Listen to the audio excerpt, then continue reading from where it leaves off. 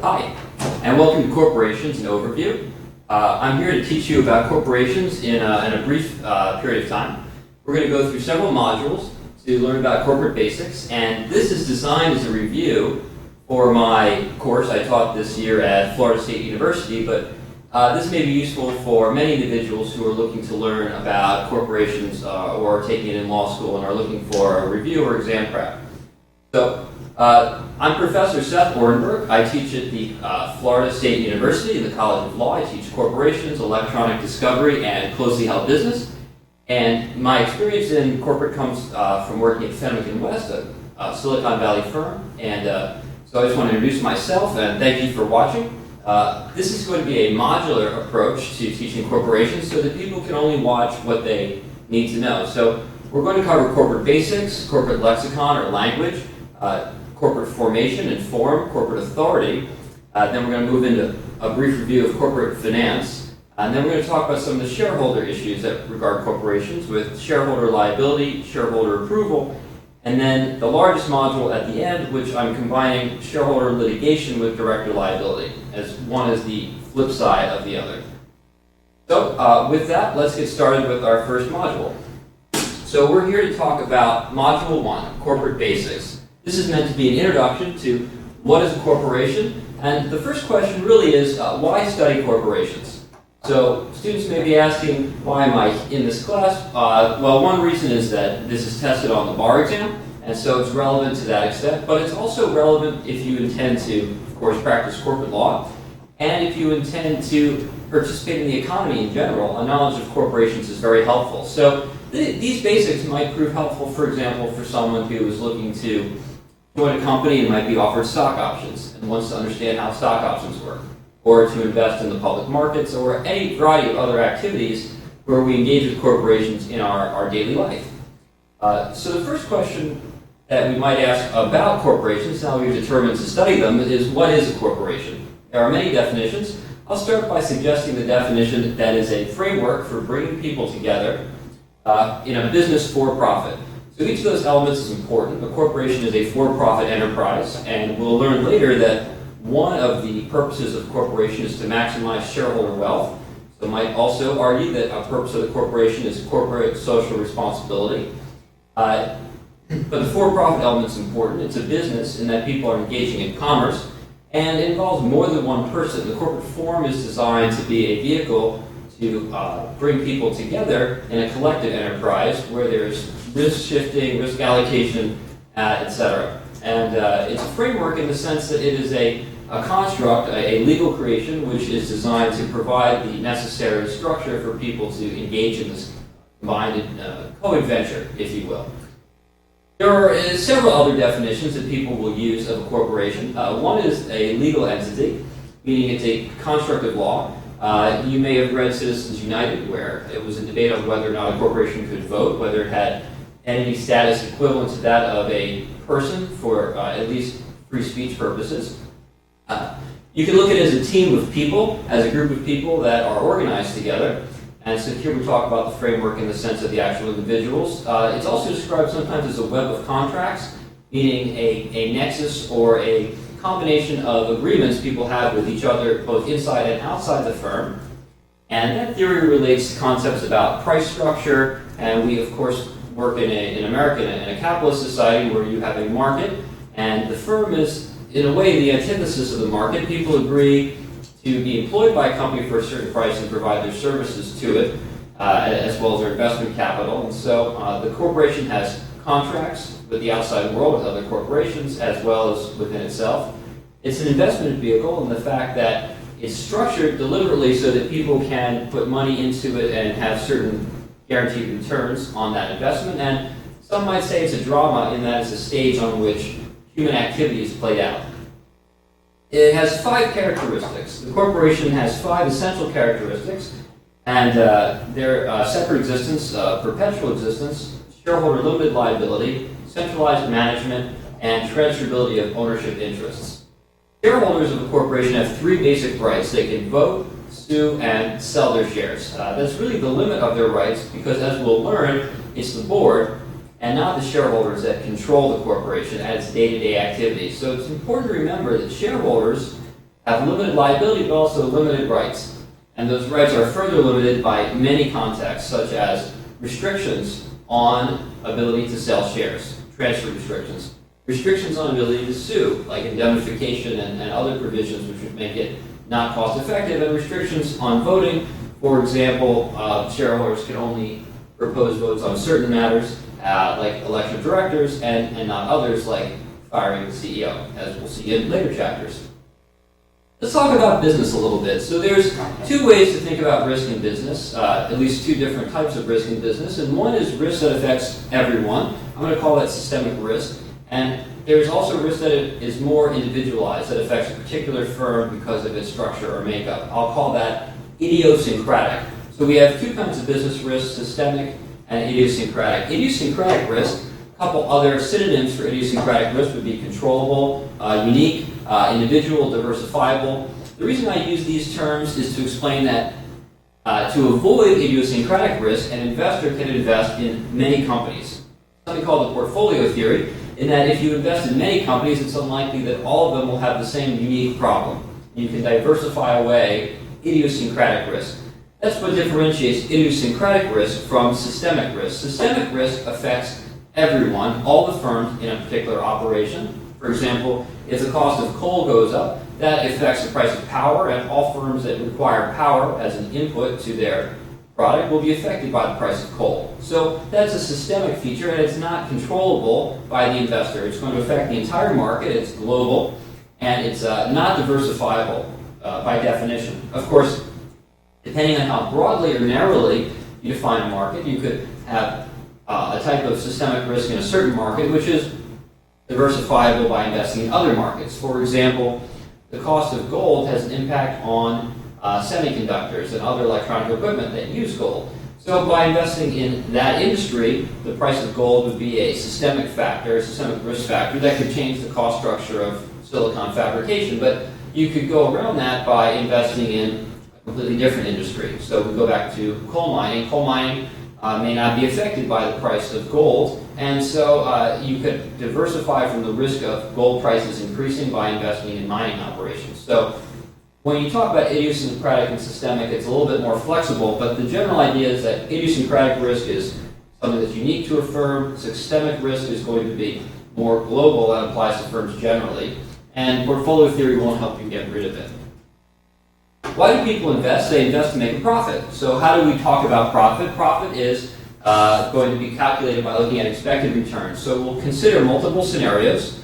We, the business person or investor, are evaluating, and we look at, a bad case scenario, an average scenario, a good case scenario, the expected money we'll receive in those scenarios, the expected probability of them happening, and that will calculate what we call our expected return. So it's a weighted average of multiple possible future scenarios, given their appropriate weight, given how likely they are, and how much money we're going to make or lose in those scenarios, and that's how people determine whether or not to make an investment generally. People make that determination based on their own preferences. So individuals have a certain amount of risk tolerance built in. Some people are natural risk seekers. They would look for high risk opportunities. Some people are risk avoiders. They would look for low risk opportunities. And the sort of prototypical rational person, the economically rational person, would be someone who is a risk neutral person. But realize that there are different types of people in the world, and whether or not you're one type or the other may change in your lifetime, depending on, for example, your wealth, and many other factors that contribute to whether you're willing to risk your money. Someone with low wealth may be less willing to risk an amount of money than someone with higher wealth. So there are many things that affect risk tolerance, and combining risk tolerance with expected returns, we start to see what generates the profile of an investor and how they choose their investments. In addition to understanding risk, we should understand as attorneys and as business people how to manage risk. So there are four main ways to manage risk. One is by purchasing insurance. So we do this in our own lives. There's a risk that we'll get sick, so we purchase health insurance. It pools the risk. So every month we pay a premium for our health insurance, and as a result, we are entitled to receive money or services if we get sick, up to potentially an unlimited amount or a capped amount, depending on your policy. There are other features that are common with insurance, such as copay. So we have caps, copay requirement. But very much like your health insurance, a business can purchase insurance for many things a business does on an ongoing basis. So a business might have employees and they might get injured on the job. So there are ways to insure against that. There are ways to insure against prices of commodities going up, for example. So earlier we talked about gold being a factor which could affect the price of silicon fabrication, which uses gold as an input product. So one way to manage against that risk is to invest in gold. So if the price of gold goes up, you make money. So there's also ways to diversify away risk and hedge risk, as I mentioned there. You can diversify it using portfolio theory by investing in multiple companies. The idea there being that you can eliminate idiosyncratic risk. You can't eliminate idiosyncratic risk, but you can eliminate systemic risk by investing in a suite of companies through diversification. And risk can be allocated within a firm to people that can afford to bear it. One of the features of a corporation is that it has limited liability. Of course, the limited liability is itself limited. We'll see when limited liability is not respected in what we call veil piercing. But in general, and in very much the most part of corporate law, and for your understanding, the risk of a shareholder is limited to the amount that they invest. And the risk of a director is also limited to the amount that they invest, or they're often indemnified for other responsibilities. So it's society itself that bears the risk that's left over, and that's called externalization, and it has some contentious elements. So we heard about too big to fail, and we looked at recent events and Lehman Brothers, where a company had a lot of risk, and that risk ended up being borne by the American taxpayer and by the world economy in general, not by the individual shareholders, because the doctrine of limited liability encourages risk externalization. So when we look at a company, we should understand some basic things about agency law. What is agency law? Agency law is the governing relationship between what we call a principal, who might be a capitalist or an investor, and an agent, who would be someone like a manager who actually takes care of the day-to-day operations on their behalf. We engage in agency all the time. A lawyer is a type of agent, and agents have fiduciary duties. The reason that we need these fiduciary duties is because it's very clear to most people that agents and principals can have different interests. So why is that so clear? Let me just explain briefly. Principals want to maximize the return on their invested capital, and agents want to maximize return on their labor, on their effort. So basically, if you have an employee, they're going to want to get paid as much as possible and work as little as possible. And as an employer, you want to pay someone as little as possible and have them work as much as possible. We see that these interests are diametrically opposed. So we need agency law to ensure that these relationships function properly without having to enter into special contracts to ensure all the ins and outs. The principal, who's this principal that I'm referring to? Well, there are other synonyms for principal. We might call the principal the investor, or the owner, or the capitalist, depending on the circumstances. But in the case of a corporation, the principal is the shareholder. The shareholder is the investor, the owner, and the shareholder, the principal, is owed certain duties by the agent being the employee, officer, or director of the corporation, who is acting on the shareholder's behalf.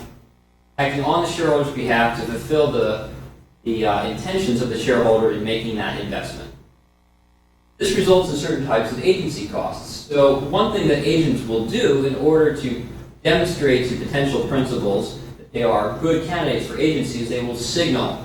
And some signals are inexpensive to send and some signals are costly. Let me give you an example. If you're in law school, you're earning a signal that you are a member of the bar, that you've worked hard, that you've graduated, and that as a result, people can trust you. Part of the reason that we earn degrees, part of the reason that we go to high school and college, not the entire reason I would hope, but part of the reason is that we demonstrate through participating in those activities that we're capable of fulfilling certain obligations to society. Simply waking up on time is a big part. Simply showing up is a big part. And so we can signal that we're able to show up by showing up for 4 years and earning a bachelor's degree. Hopefully, again, education is more than that to many people, but again, the idea here is that we can send signals through our behavior, which can be costly, like attending law school for a period of time, and then becoming a member of a bar association, so that our relationship, our relationship to a principal is backed by some kind of obligation. So for a lawyer, their fiduciary obligations are backed by a risk of losing a license to practice law, which would be very expensive. So by having that license, a lawyer can signal their ability to perform their fiduciary duties. A principal also will have to spend some costs, to expend some effort in order to monitor the employee. So what does that mean to monitor? Monitoring means that literally the employee is watched by the principal. So you may have been in a fast food restaurant recently, and you will see that there are both employees and managers on the floor at a given time. The manager is there to ensure the employees do their job well. And the reason that you see this is because the employees may shirk if they are not being monitored. That's one risk of having an agent. Again, their interest is in getting their salary, which is a flat rate, regardless of how well the company does in many instances. We'll talk about some situations where interests can be aligned better between principals and agents using options. But if a person is receiving a salary, regardless of how hard they work, they may have an inclination to shirk their responsibilities, which would not be in the interest of the principal. So the principal has to monitor, and if detecting deviation from the contract agreement, needs to discipline the employees, needs to say, you need to work harder, or you might be fired. So disciplining and monitoring are expensive for the principal. They require expending costs, like hiring other managers, and signaling is expensive for the agent. But these are some costs that are incurred in order to have this agency relationship function. When we talk about fiduciary duties that agents owe to principals, there are essentially two types: duties of performance and duties of loyalty. And so we won't go through them all here, but in general, we see that performance is duties to act in a certain way, with a certain amount of care, what we call reasonable care, act within the scope of authority, complying with lawful instructions. Those are all duties of performance, things that you must do. And they're duties of loyalty, which are almost shall nots. So duties of loyalty would be things that you should not do. You should not take a corporate opportunity for yourself if you are a agent. Your obligation is to give that opportunity to the principal if it's in the scope of your work. So we see here on the slide, there are some loyalty duties as well that have to do with duty to refrain from competing with the principal or taking proprietary information. There are also rules that govern corporate relationships, and in fact, this applies to all law, and the idea here is that there are both mandatory and default rules. Quite simply, that means that some rules you cannot get rid of. So certain things like the duty of implied duty of good faith in all contracts is a mandatory duty. And you can't write in the contract, we don't have to have good faith in our dealings. It's a mandatory duty implied by law. But there are also default rules. What is a default rule? A default rule is a rule which can be changed. So essentially, Delaware General Corporation Law, which is the model law we'll use for this lecture, this discussion, is based on having both mandatory and default rules. So, for example, there are a default that you can exculpate your director for certain activities. It's a rule which is default that there's no exculpation. But you can get around that. It's permissible to have exculpation for your director, meaning they won't be responsible for certain acts. Cover more in Module 8.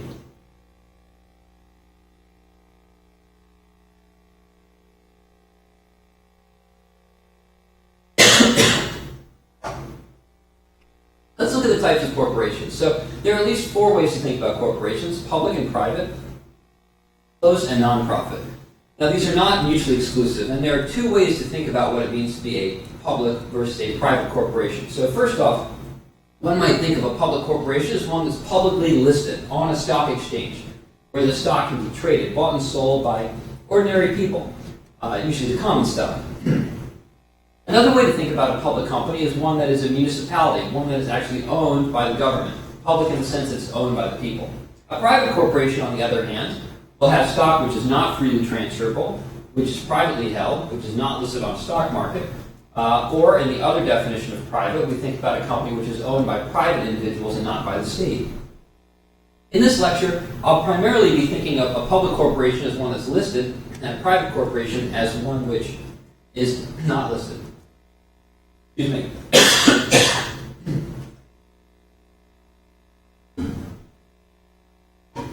So we see a public corporation as one that's listed, such as on the NASDAQ or the New York Stock Exchange, and a private corporation would be not listed, privately held, may be held by venture capitalists or a small family or a small group of individuals.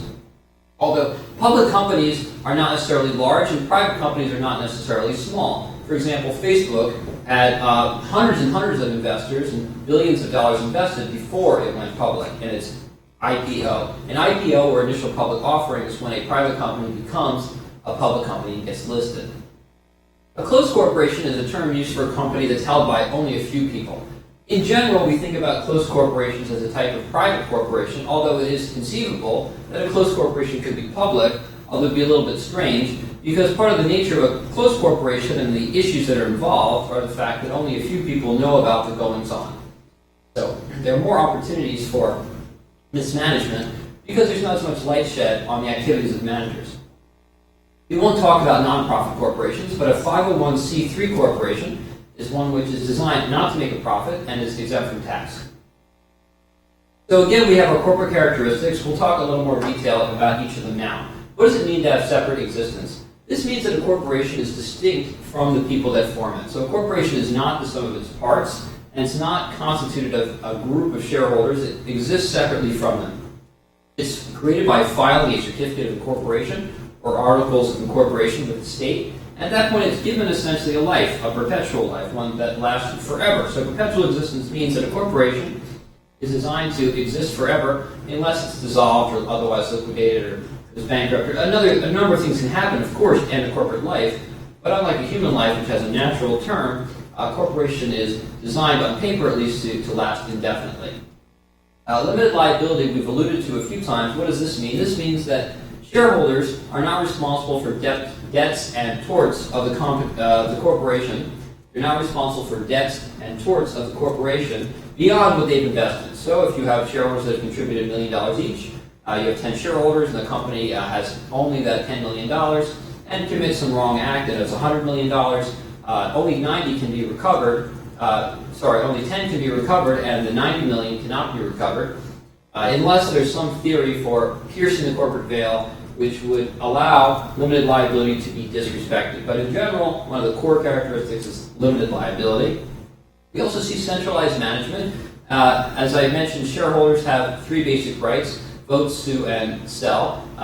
They don't have the right to manage the day-to-day affairs. That power rests in the board of directors. The board of directors is the centralized management of the company. And companies are designed in a hierarchical structure where the shareholders appoint the board elects a CEO and makes the major decisions, subject sometimes to shareholder approval, which we'll cover in later modules. The idea here is that, again, with agency, we're looking to have agents such as the management fulfill the responsibilities in day-to-day operations of the company to free up the investors to invest in multiple companies, engage in multiple projects, do other things with their time. This allows investors to diversify, for one thing, and it allows for professional managers to make a business of managing things and getting expertise in that. Now, I mentioned that there are some restrictions on selling shares, but in general, the general rule is that corporate stockholders can transfer their shares relatively freely. A share is a share is a share. It's fungible, like a dollar bill. $1 bill is the same as another dollar bill. One share is the same as another share, at least with regard to common stock. I will talk later about different series and types of stock, but within a series, all common stock, each share is the same, it's fungible, and it can be generally freely transferred unless there are restrictions.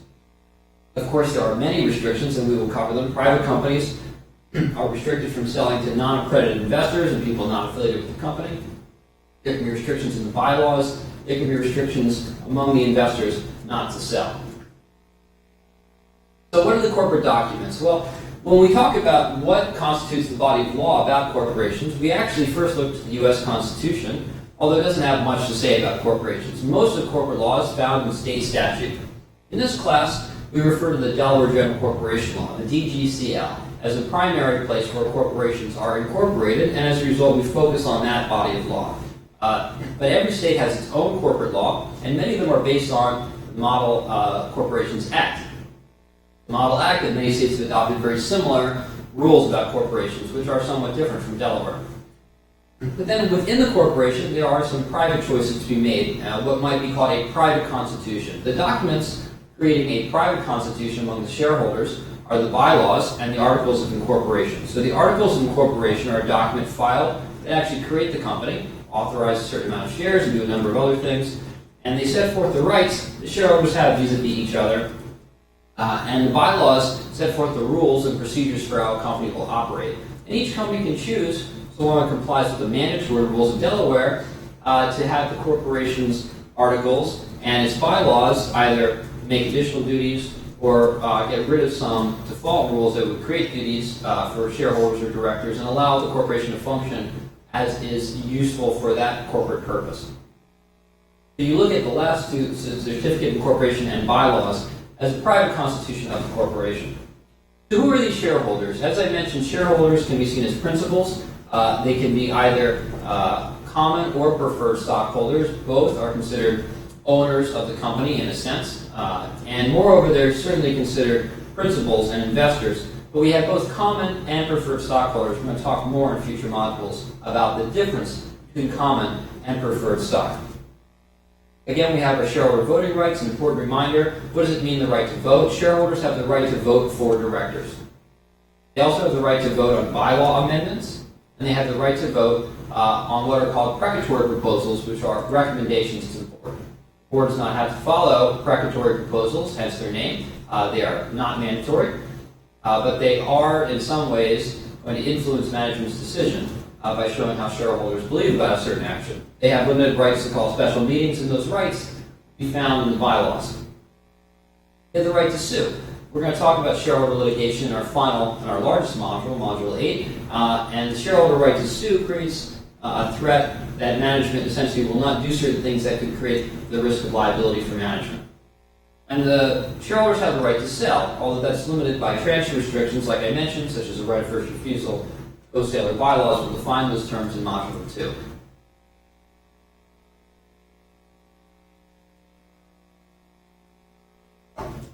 So who are the directors? The directors can either be inside directors or outside directors. What does that mean? An inside director is someone who is involved with the company aside from being a director, usually an officer. So an inside director would be both a director and a CEO, for example. Someone who is an outside director would be not affiliated with the company aside from being directors. A good place to mention that directors, simply by virtue of being directors, are not employees. Directors are not employees just by virtue of being directors. They may be employees by virtue of having some other involvement with the company, like being a CEO. We also have interested and disinterested directors. An interested director would be a stockholder or otherwise has some claim on the company's assets and might have, there are other ways to be interested by being in the other side of the transaction. We'll talk about that more in director conflicts. But in general, the idea here is that if a shareholder has something to gain from, if a director has gained by being a shareholder, that director is interested in the company, as opposed to a disinterested director who would have no financial gain in any decisions the corporation makes. So sometimes decisions need to be made by disinterested directors in order to prove that they're good for the shareholders in general, and not just for the interests of that particular director. There are two main ways to think about director duties. We can think about duties of care and duties of loyalty. So what does it mean to have a duty of care? A duty of care is essentially a duty to do certain things and provide a certain amount of oversight. And it's generally protected by the business judgment rule, which we'll discuss more. Again, this is the introduction chapter, so this leads us into our other modules. The business judgment rule protects many director decisions. Now, we also have a duty of loyalty, so directors cannot take a corporate opportunity for themselves. Typically, if a director is interested, meaning that they have a personal gain from a transaction, the business judgment rule will not apply to such a director because it's assumed that they're not in a position to make a decision on the corporation's best interests alone because they have a personal interest in how that transaction is resolved. So we see that duty of care and duty of loyalty are going to be evaluated differently by the courts because duty of care gets the benefit of a business judgment presumption in general, and duty of loyalty in general doesn't get the benefit of that presumption because there's an issue about the director's ability to make a business judgment where they have an interest in a transaction. Who are the officers? The officers of a corporation typically at a minimum are a CEO, who is often also the president, a CFO, who is often also the treasurer, and a secretary. The secretary is sometimes an outside lawyer who will come in to attend board meetings and take notes. All of the officers are employees. So notably, in contrast to directors, a CEO is an employee. This creates certain employment rights and labor rights. So, for example, they need to receive salary, minimum wage. And sometimes for very small startup companies, this can be an issue. We also use the term stakeholders to describe people who have an interest in the company but are not shareholders or directors, and so they include creditors, employees, the community in general. So we use the term stakeholders when we think about the broader range of people that are affected by corporations and their actions. Corporations raise money by issuing two types of securities. They issue debt securities and equity securities. What is the difference? Well, the main difference is that debt securities typically receive interest, whereas equity securities typically get a share of the profits. Simplest way to think about the two. Of course, the distinction is much deeper than that, but for our purposes, we're going to look at debt as having two flavors, unsecured and secured. Secured means that the assets of the corporation, so for example, if you're a pencil factory, the inventory might be a lot of pencils, and those pencils would be what's called collateral, meaning that if a corporation that makes pencils fails to pay its debts, the inventory of pencils can be taken by the creditor. That's the security for the loan. So there's some security for many loans, especially long-term loans. The other way to toggle debt is we understand there are both short-term and long-term loans. Shorter-term loans have less risk because you have to worry about getting your money for a shorter period of time. They often have higher interest as well. We look at equity, we have two main flavors of equity, common stock and preferred stock. So common stock is how it sounds, it's sort of your vanilla stock. It's your residual. It's what's left over after the corporation pays its debt holders and preferred holders. Preferred is a bit of a hybrid between debt and equity. It is a type of equity, but it has some characteristics of debt. For example, it might get what's called dividends, which look a lot like interest, and it gets paid first. It has priority. We talk about three things when talking about stock. Stock is first, it's authorized. It's authorized in the charter. What does that mean? So the charter is a document that's filed with the Secretary of State in the state of incorporation, and will say so many shares of stock are authorized. That means the corporation is able to issue up to that amount of shares. A couple things to remember about authorizing stock. One is that when you authorize preferred, you often need to increase your authorized common, because in general, preferred stock, as we talked about a moment ago, can at any time convert into common. There has to be enough common authorized to cover the conversion of preferred. You have to have enough common authorized to also cover any stock options that may convert into common. We'll talk about those terms in more detail in the upcoming chapters. The idea here is that you authorize it in the Articles of Incorporation, so essentially in this document that's filed with the Secretary of State, you create the ability to make stock. When the stock is actually given to someone, it's called issued. It's only issued once. Stock is issued once from the authorized portion, then it becomes issued. And when it's issued, it becomes outstanding. What does that mean to be outstanding? It means it's actually held by someone in the world. The corporation can potentially buy back shares that it issued. So here's how we differentiate issued and outstanding. Stock which is repurchased from an outstanding stockholder still is issued because it was issued, but it's no longer outstanding because it's no longer held by a stockholder. So we view these, we call them treasury shares, and they're authorized and issued, but not outstanding. So we have three different terms to talk about stock. We need to make sure there's enough authorized stock to cover the conversion of preferred and any stock options that might be purchased or other rights. We need to make sure that we calculate correctly the amount of stock which is issued and outstanding when looking at voting. And I'll mention here also that when stock is issued and then repurchased by the company, it may become a treasury share, and treasury shares can't vote. So when you're looking at trying to decide how many shareholders make a majority, you would look at the outstanding stock. Directors can be liable to the shareholders of a company and potentially to other stakeholders under a number of theories. It's very hard to prove director liability in general because we want directors to feel free to take risks. As I mentioned in the beginning, we have two kinds of risks, idiosyncratic and systemic, and there is a certain amount of reward anticipated with taking risks. So we don't want to overly discourage our directors from taking risks. So we allow them to take risks, and we don't penalize them from that for those risks in general, unless, and we're going to talk about this in Module 8, they fail to meet certain standards and don't respect fiduciary duties, etc. So one way a director can be liable is if they make an uninformed decision, and that wouldn't be protected by the business judgment rule. A business judgment has to be an informed judgment. There's a waste doctrine. This comes from property law. The idea here is that you cannot spoil someone else's property. So here, with the director being an agent for the principal, the shareholder, they are in charge of the property, which is the corporation, and they're not allowed to spoil it or give it away as a gift. And so as a result of that, we have this waste doctrine, which sort of grows out of property law and makes it impermissible for the directors to give away the corporation.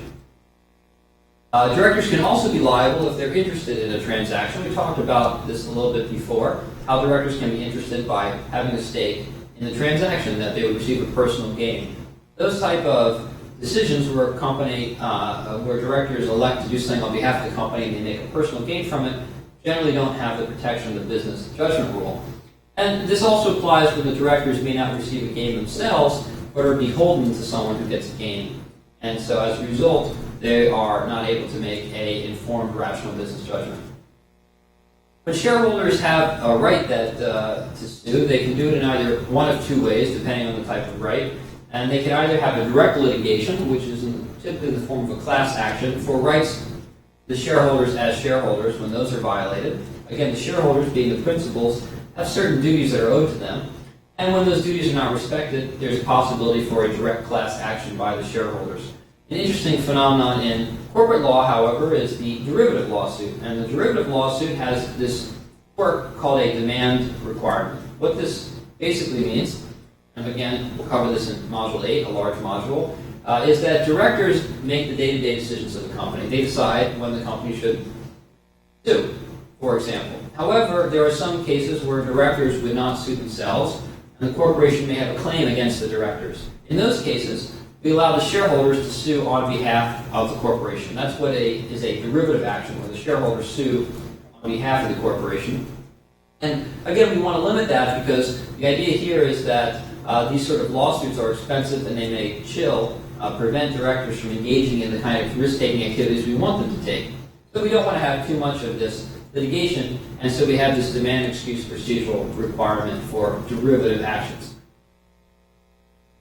I mentioned before that corporations are a creature of state law, and primarily they're a creature of Delaware law. Most public corporations are incorporated in Delaware, and if there's only one body of law you study, that would be a good start. However, practitioners should also know the body of law of their own state. For example, California has some interesting twists and tweaks. I'm licensed to practice in California. California Corporations Code Section 2115 says that even a corporation incorporated in Delaware is subject to some California law.